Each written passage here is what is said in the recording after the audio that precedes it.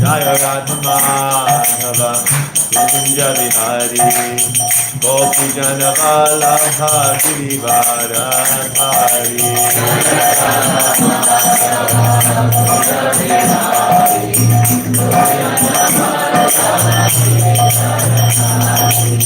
Yashoda Nandana Braja Jana Nandana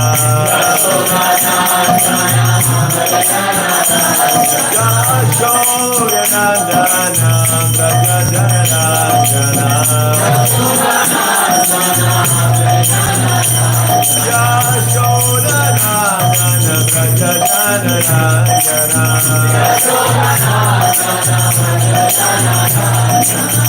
Yamuna Tiravanachari Yamuna Tiravanachari Jaya Radha Madhava Kunja Vihari Gopi Jana Vallabha Girivaradhari Jaya Radha Madhava Kunja Vihari Gopi Jana Vallabha Hare Krishna, Hare Krishna, Krishna Krishna, Hare Hare, Hare Rama, Hare Rama, Rama Rama, Hare Hare, Hare Krishna,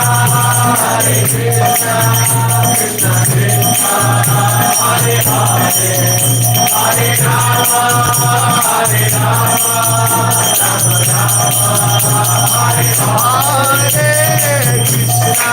Hare Krishna, Krishna Krishna, Hare Hare,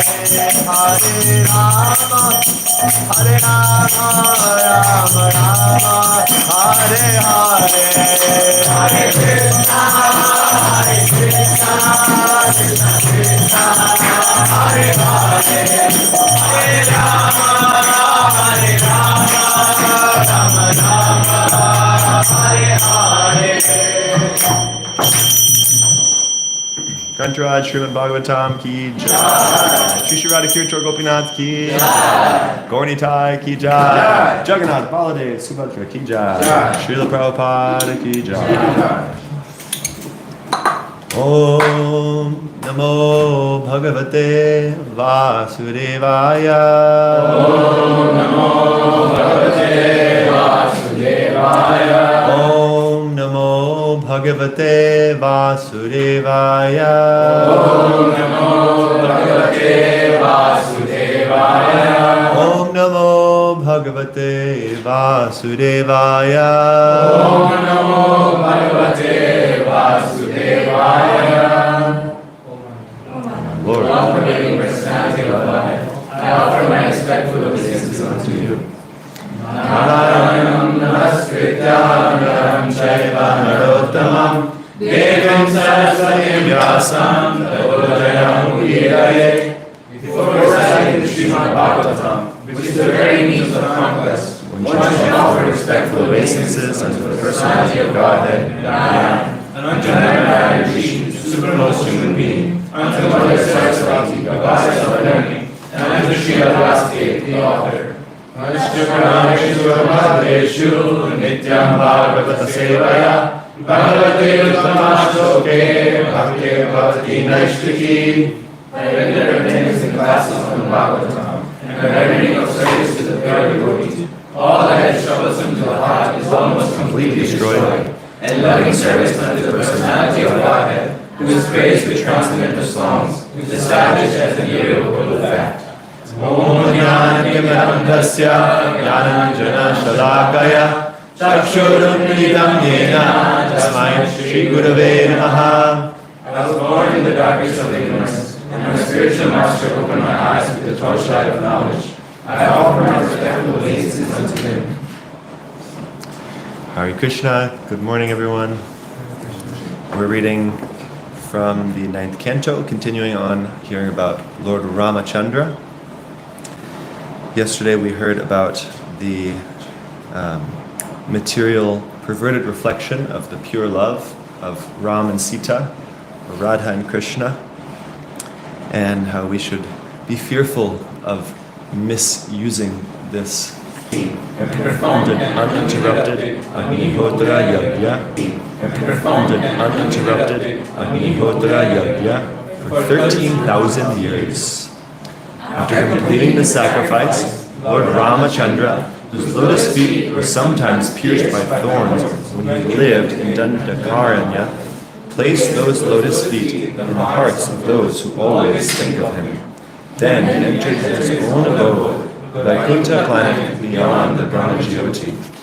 Ramachandra's reputation for having killed Ravana with showers of arrows at the request of the demigods and for having built a bridge over the ocean does not constitute the factual glory of the Supreme Personality of Godhead, Lord Ramachandra. The spiritual body is always engaged in various pastimes. Lord Ramachandra has no equal or superior, and therefore he had no need to take help from monkeys to gain victory over Ravana. His fame, which vanquish all sinful reactions, are celebrated in all directions like the ornamental cloth of the victorious elephant that conquers all directions. Great saintly persons like Markandeya Rishi still glorify his characteristics in the assemblies of great emperors like Maharaj Yudhishthira. Similarly, all the saintly kings and all the demigods, including Lord Shiva and Lord Brahma, worship the Lord by bowing down with their helmets.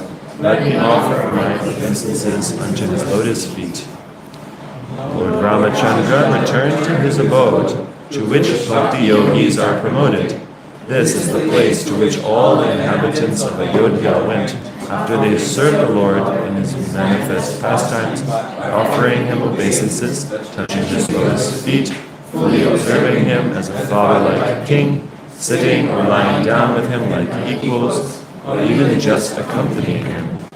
O King Parikshit, anyone who orally receives information concerning the characteristics of Lord Ramachandra's pastimes will ultimately be freed from the disease of envy and thus be liberated from the bondage of fruitive activities.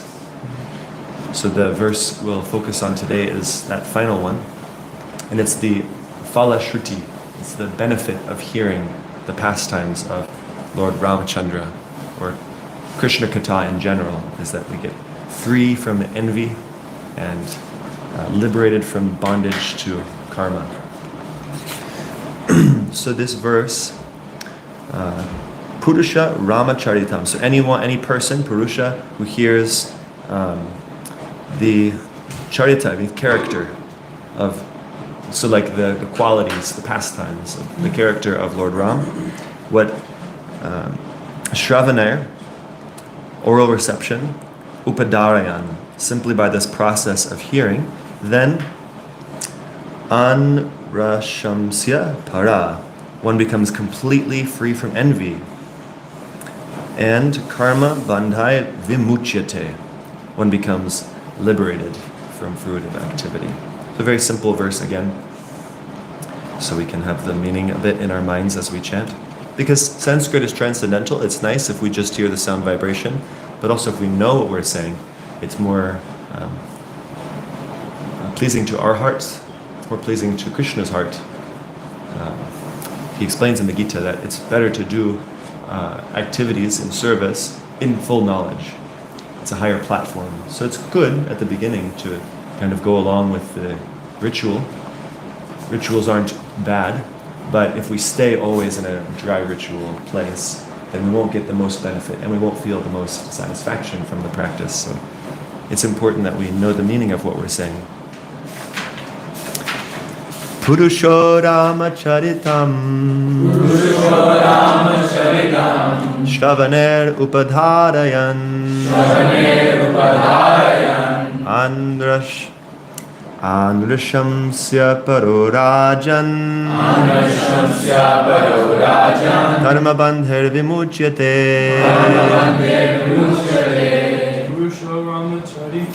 Purusho Ramacharitam Shravanay Upadharaya Anrishyam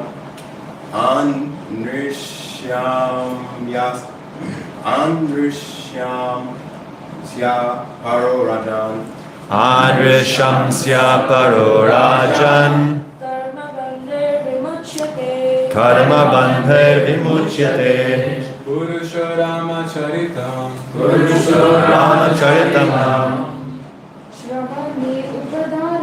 Shravanay Upadharayan Anushamsya Paro Rajan Anushamsya Paro Rajan Karma Bandhe Vimuchyate Purusho Ramacharitam Shravanay Upadharayan Anushamsya Paro Rajan Adrishamsya Paro Rajan Karma Bandhe Vimuchyate Karma Bandhe Vimuchyate Purusho Ramacharitam Purusho Ramacharitam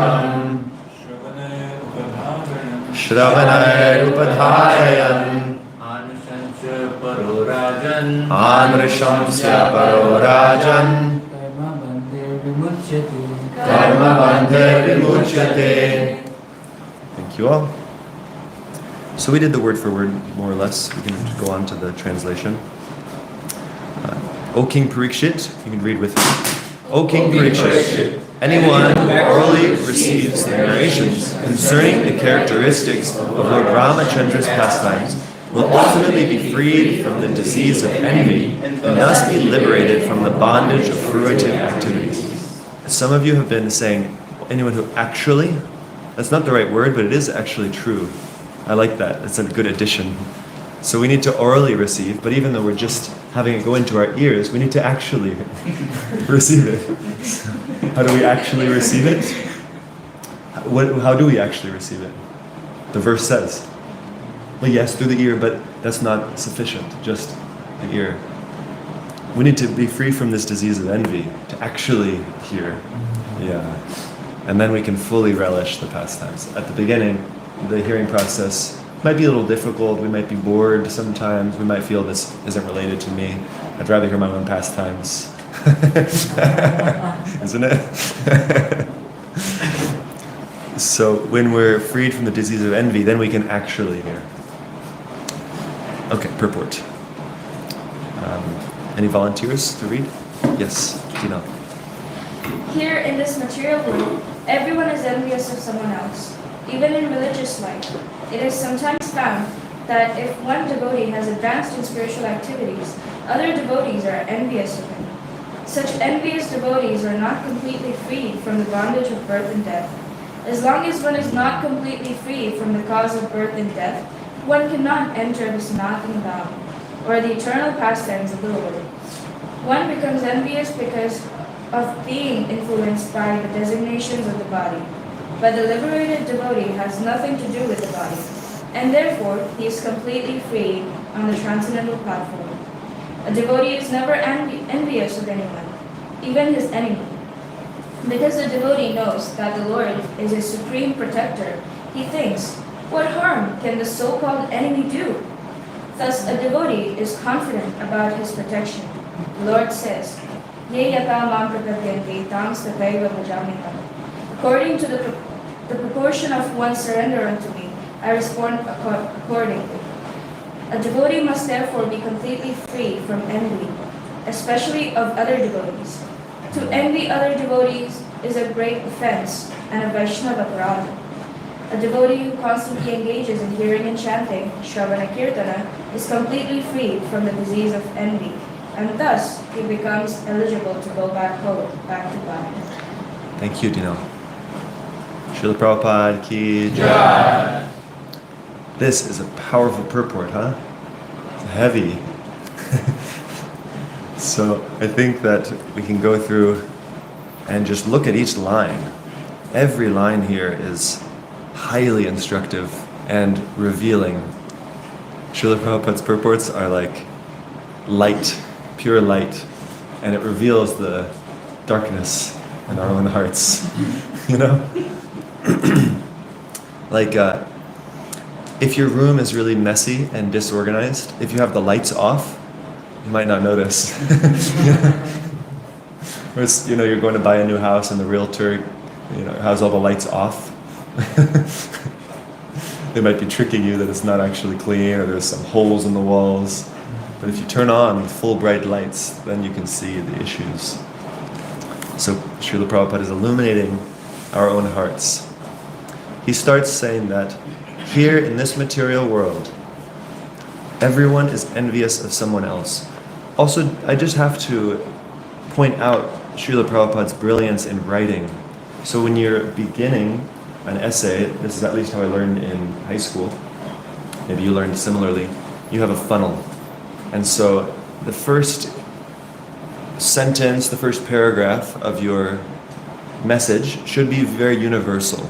So practically anyone could, or at least the audience you're intending, all of them would see your first sentence, your first paragraph, and feel, yes, this is relevant to me. The same goes with speaking, making social media content, giving a class, with distributing books on the street. You want to say something immediately that will hook people, that feels relevant and touches universal needs. And then there's the saying, in like a needle, out like a plow, right? A plow, you all know what a plow is? Like for tilling the soil, right? So it's a very powerful tool.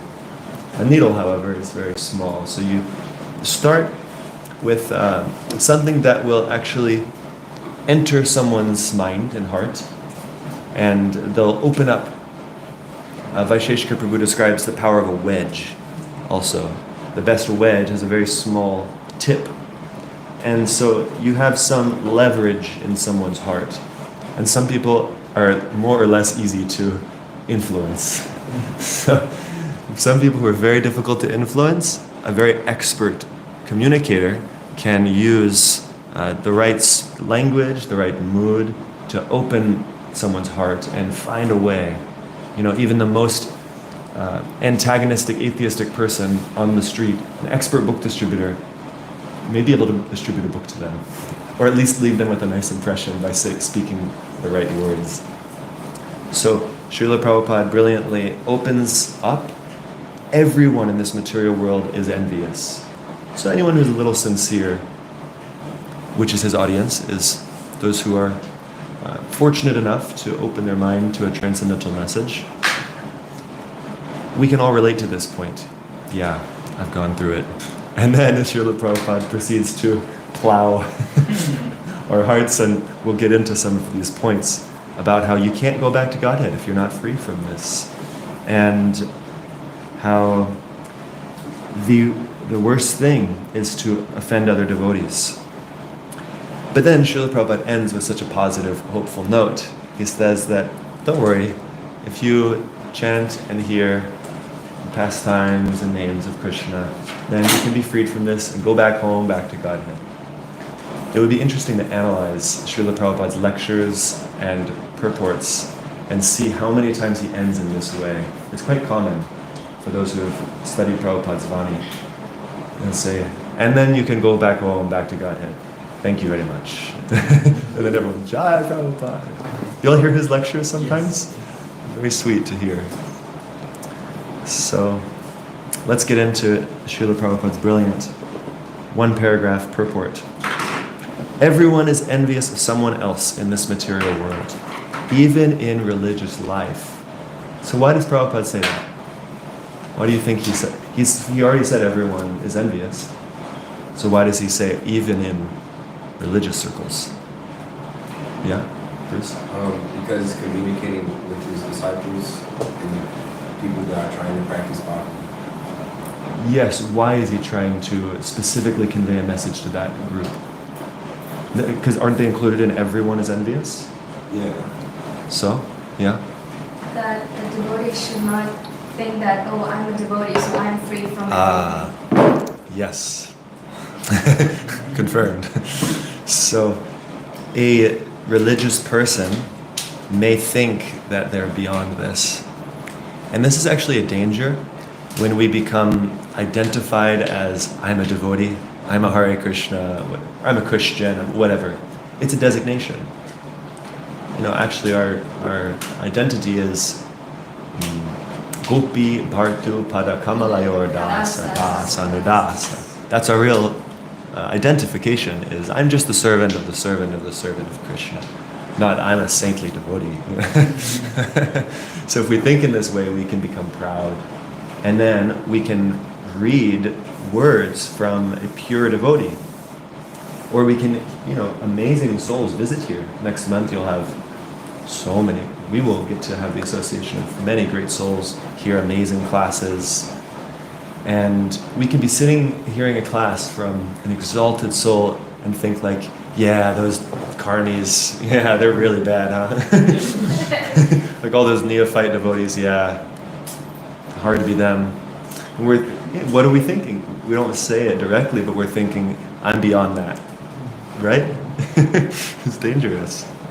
Therefore, Prabhupada says, even devotees, it's sometimes found that one devotee has advanced and other devotees become envious of such a person. So we might not want to admit it, but we feel this. Yeah? Someone's further along and we're feeling a little hurt by that.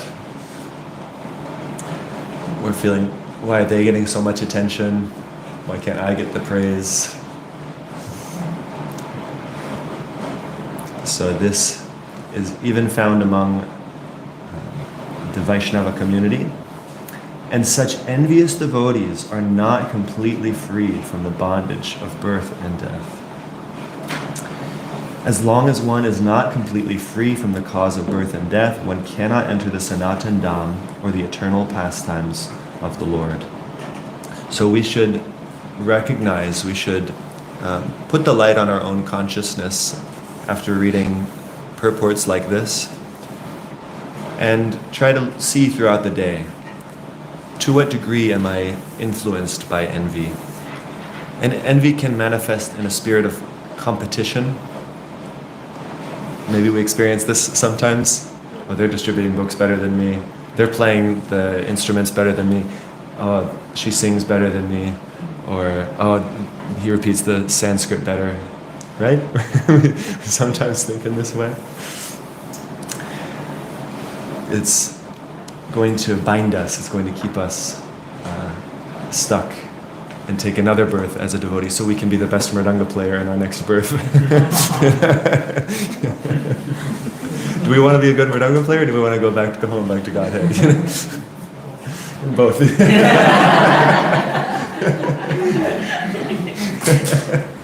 I'll go back to Godhead by being the best Mridanga player. Yeah. So we have to be careful about this competitive spirit. And what's the opposite of this feeling I'm low and I feel bad when this person is better than me? The opposite is what? You feel happy. You feel happy. Yeah. The happiness of others is my own happiness.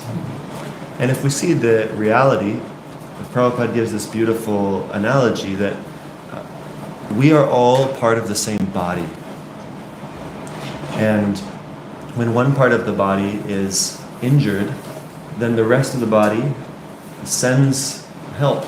The heart will send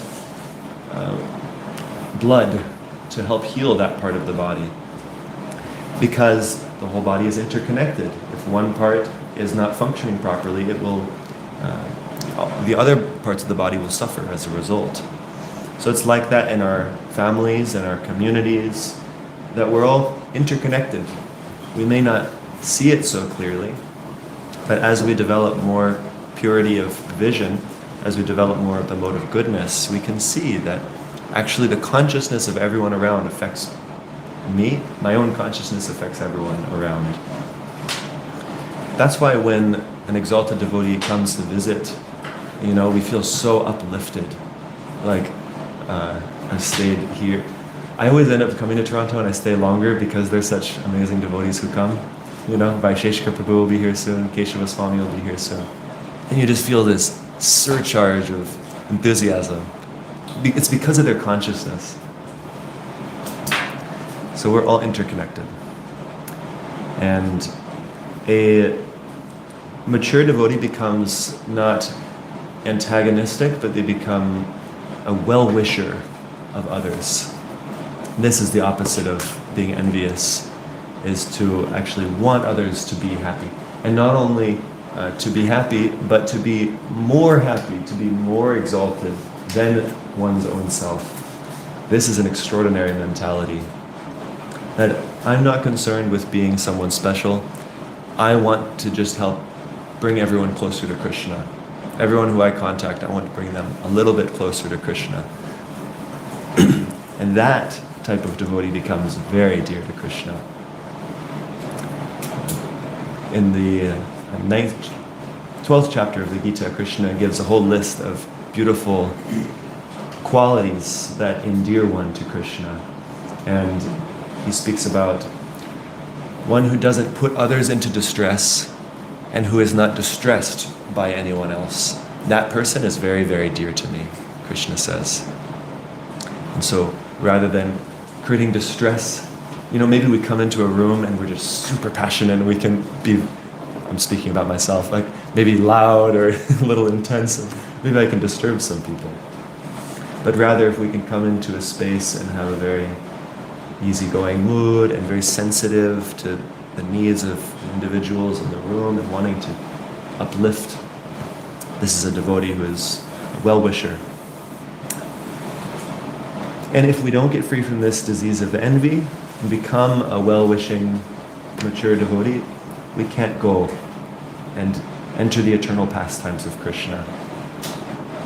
So why is that? Why can't you go participate in the pastimes of Krishna if you have envy in your heart? Because if we are envious of others, it can turn into Krishna as well. We can be envious of Krishna as well. That's our root problem. That's why we left Krishna. Yeah. So we're thinking, I want to be in the center. Like when you have a pond, if everyone, all of us in this room, imagine we're standing around a pond and we all throw stones somewhere that we feel whimsically we want to throw it, then the circles, the ripples will all be discordant. But if we all decide, let's throw it right in the center, then it's perfect concentric circles. Yeah. So when Krishna is in the center, then it's all harmonious. Yes. And also, along with our envy being directed towards Krishna, everyone in the spiritual world is free from envy. And we just won't fit in. We won't fit in because everyone there is not envious. You have to have the qualification of being pleasing to Krishna, because Krishna's pure devotees aren't going to want someone who will displease Krishna to be there in the spiritual world. Their whole life is to be connected to Krishna.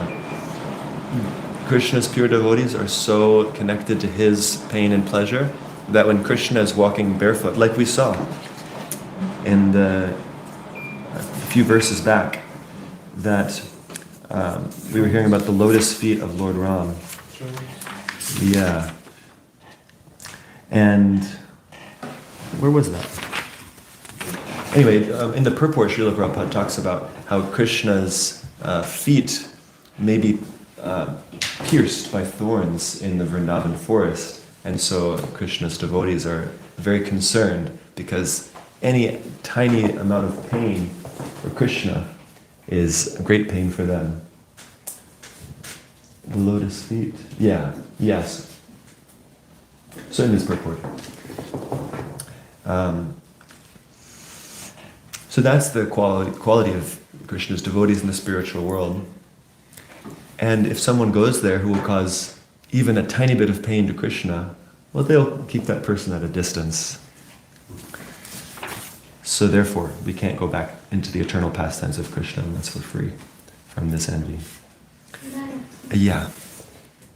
When you mentioned that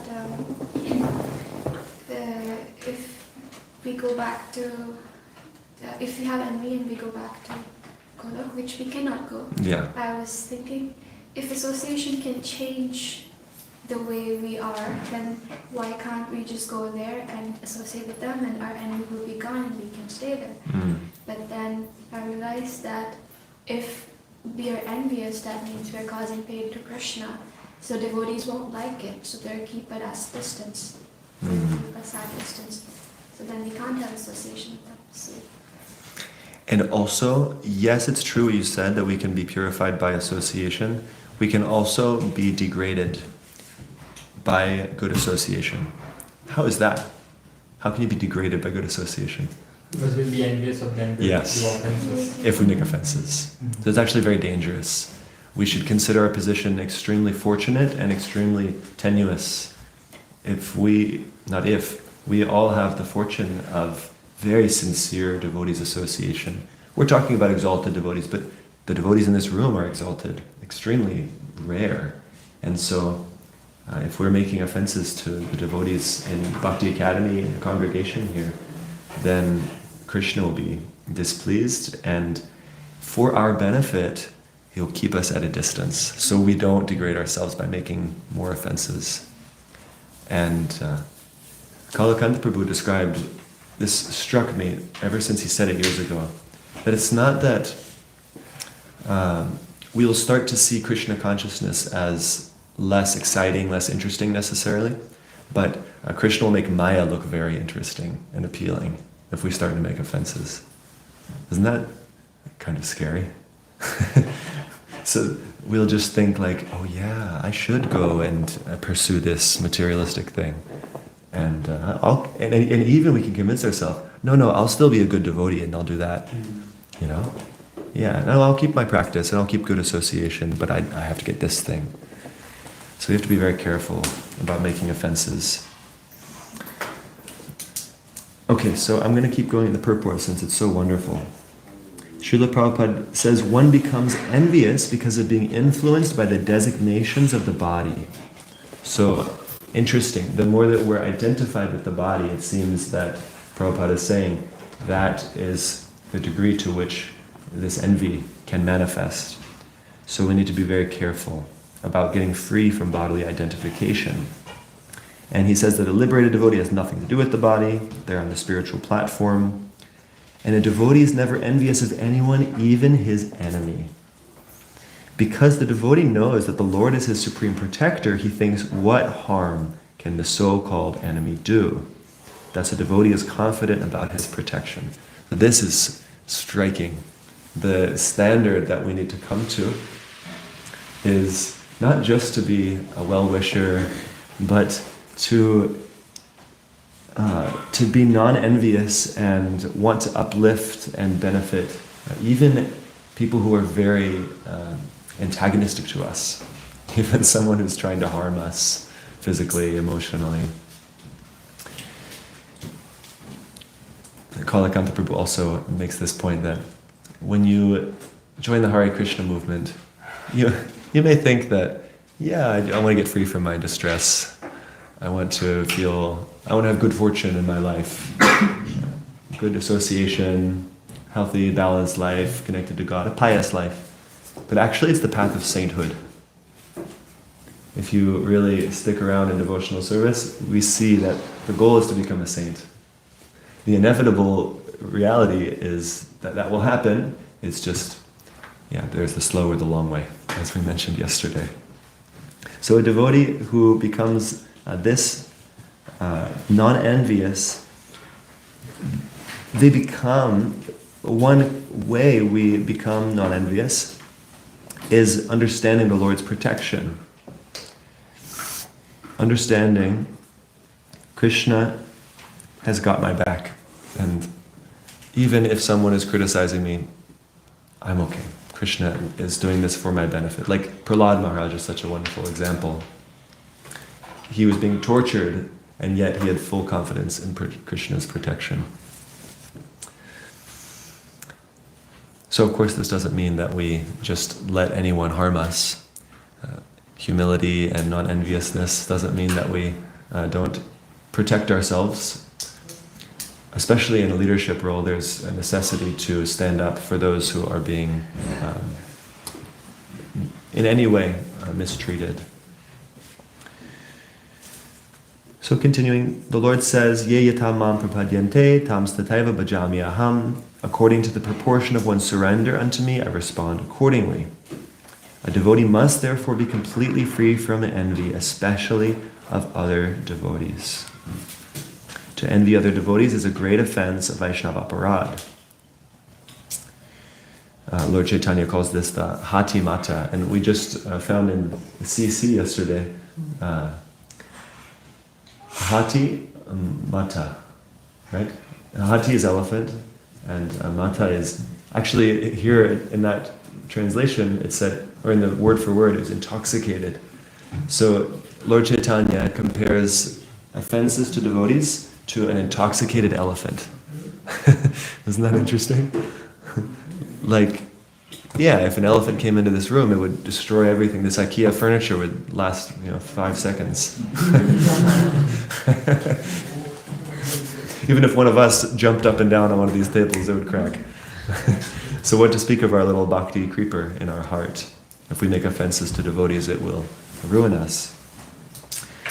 And the hopeful conclusion Srila Prabhupada gives is that we simply hear and chant, and we will become free from this disease of envy and become eligible to go back to Godhead.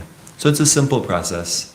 It's just going to be a little painful as Krishna does the surgery to remove this tumor in our heart. So we need to support each other. We need to be well-wishers of each other. At least if we have envy in our hearts, if we're still not yet perfected Vaishnavas. So we need to have well-wishing devotees who we can reveal our minds to and work through these things. Because if we simply repress and we don't open up our hearts to those who can help us, then it will explode later on. So let us go on hearing and chanting in the association of mature devotees and help each other on the sometimes challenging path back to Godhead. Last thing I'll say is a brilliant analogy I got from one of my mentors, Parameshwar Prabhu. He described that spiritual life, bhakti at the beginning, is like you're biking up a steep hill. Has anyone biked up a steep hill?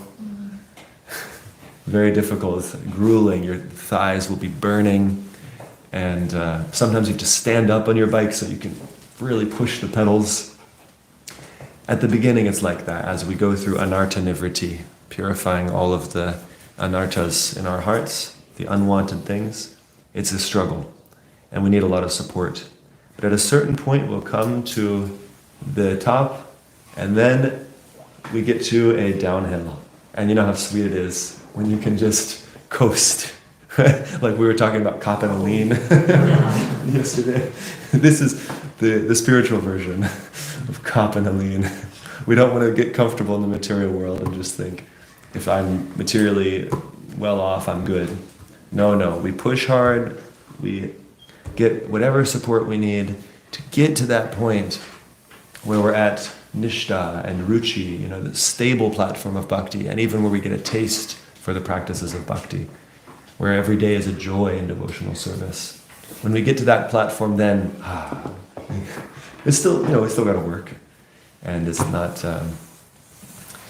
entirely easy, but it's a coast, more or less, back to Godhead. Hare Krishna. Thank you for allowing me to share some words. And no, applause is not required. Thank you. Please, the more pleasing thing will be to hear your reflections, something from your hearts. Yeah, let's go. Sahadev and Amala. One thing that a friend told me recently to help combat the tendency to make offenses, because actually we heard this from Krishna. What's his name? Amiya's guru. Haladar Swami. We heard from Haladar Swami earlier in May that pleasure for a conditioned soul is to make offenses.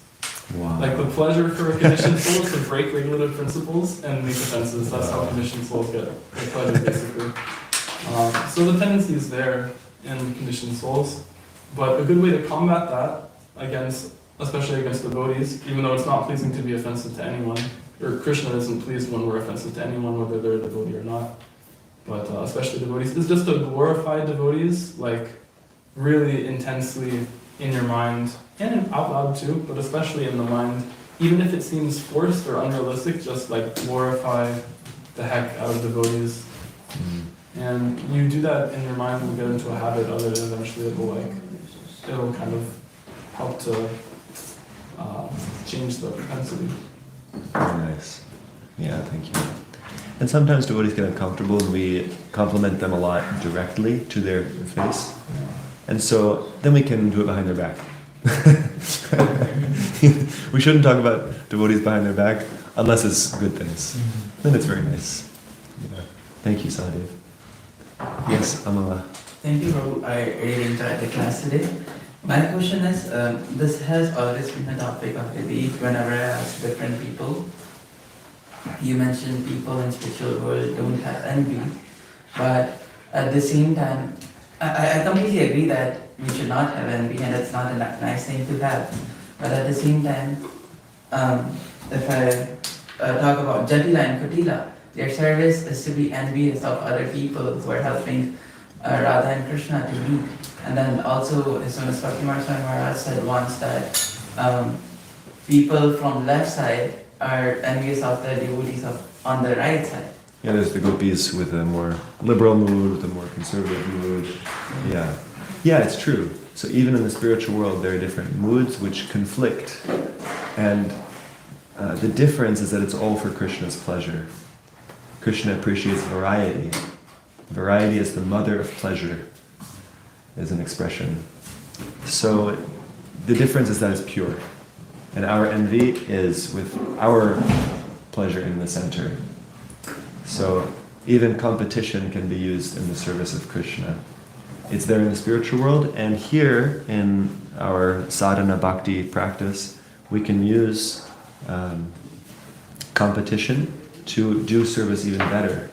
So rather than seeing another devotee playing Mridanga better than me, and I feel disheartened by it, rather we should appreciate, wow, they're playing so nicely. I'd like to play that well and even become better than them. And then I'd like them to see me playing better, and then they become better than me. You know, and it's all because if we all become expert at the instruments, of course the devotion is the main thing.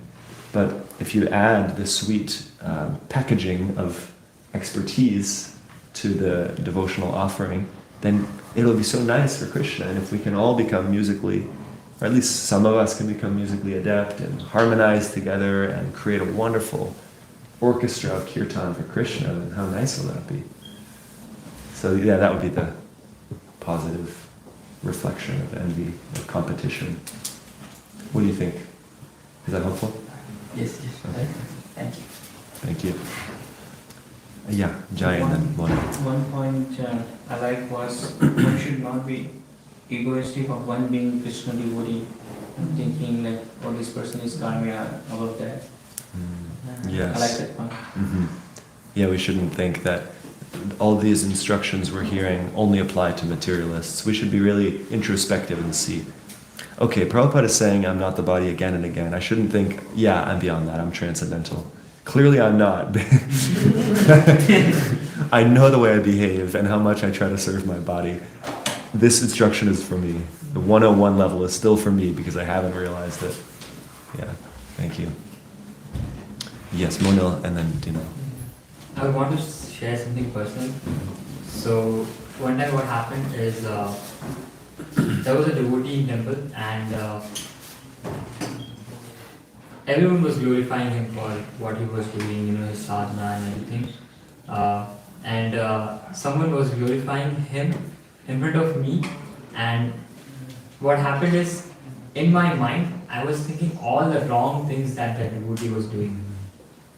So that happened, that devotee also went away, and then I was sitting by myself and I was like, what was I doing at that time? You know, what was that? And then I realized that, oh, that is in me. That is in me. Because he was glorifying the devotee, and in my mind I was thinking all the wrong things that I may not express it, but in my mind it was running.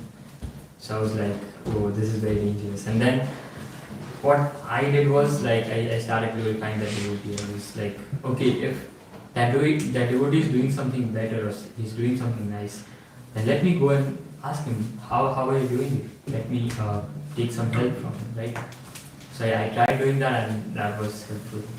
That's really sincere and helpful for all of us. Thank you for sharing that, because we may feel that I'm the only one who thinks this way, but no, it's something I've seen in my own consciousness as well. And it reminds me of the character of Lord Shiva, which is described in the 4th canto, that he is so, and it's also in general describing great Vaishnavas, that even seeing a tiny, insignificant good quality in another, he'll glorify that, he'll magnify that, and see just that. Whereas the faults they won't see. Like, what's that term? Adoshi darshada. Yeah? Something like that. Not seeing. Adoshi, no faults, darsha, to see no faults. Yeah, it's a name of Lord Chaitanya. And on the other hand, one who is materialistically contaminated, then we may see a tiny fault and magnify that. And even if there's a million good qualities, we ignore those and just focus on the fault. Yeah, thank you. And also I wanted to share, before your point, related here, is that we're talking about Shravanam and Kirtanam, hearing and chanting about Lord Ram, about Krishna, about the Supreme Lord, is the way to purify this envy from our heart. But this topic of glorifying devotees is coming up, and that's non-different. Actually hearing and repeating the good qualities of Vaishnavas, this is also kirtan. This is, Prabhupada writes like this, and I think it's 1st canto purport. This is kirtan, to praise the Vaishnavas. It's very pleasing to Krishna, and it will free us from this envious tendency. So yes, let's create a culture here in Bhakti Academy, in the ISKCON Toronto community, of always speaking positively about other devotees. Unless it's our service to look for faults. An ashram leader, a temple president, they have to. It's their duty to look for faults and rectify them. If we don't have that service, we should be very careful about that tendency. Yes, Tina? A question. So envy can be really subtle also. Like, I look at a devotee, for example, who's getting constant association of another exalted devotee that I really admire. And I'd be like, oh, must be nice. Is that also envy? It can be. It depends on our mood. Because we could be thinking, I'm so happy for them. It must be nice for them. Rather than like, it must be nice. Like, wow, it must be nice. It's about the mood. Yes. That's what's important. Also, how do we know we're actually sincerely hearing or reading? Like, I might be really attentive, trying to get the message, trying to learn, but how do I actually know if I'm being really sincere or not? We know if we're able to repeat it and apply it. This is one test. Of course, simply hearing is good. If we're just hearing and hearing and hearing, we'll be purified, we'll get benefit. But better is if we can apply and distribute. Because when you try to teach, you realize maybe are lacking. Which is why book distribution is such a powerful service, because you have to go and try to convince people, and your faith is challenged. You realize, oh, I don't actually know this as well as I thought. I don't actually have as much faith in Prabhupada and in Krishna and my Guru as I thought. I'm actually, I come out here and I get mental right away, and what faith do I really have? If Krishna is all powerful, why should I become, why should I think it's difficult right now? Or it's difficult, but why should I think I can't be empowered by Guru and Krishna? Yeah, so we should, the Shravanam leads to Kirtanam.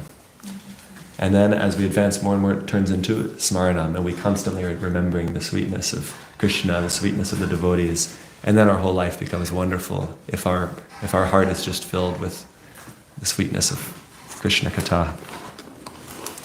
So we're at our time. We can maybe finish with one more. Yes. Yeah. More like a question.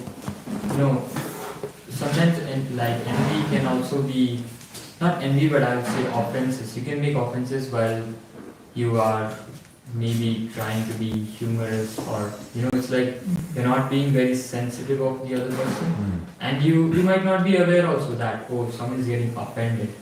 But how do we know that what is the limit of making fun or joking? How do we know, like, okay, this is the limit?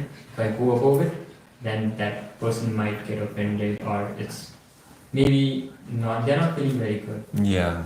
Yes, sensitivity is a very important word you brought up. We should become sensitive devotees. Some are more naturally sensitive than others. And we can also just approach a devotee if we feel we've made some disturbance and have it hurt your feelings? When I said that, did that hurt you? We can just directly ask like that. But also, as we get to know someone, then we can see just a little facial expression. They'll do something like that. We know we've hurt them. So at the beginning, it might be a little more direct, but as we become more and more sensitive, and also, again, I'll plug book distribution. You learn to be very sensitive. You can read minds. You can understand hearts when you do this service of book distribution.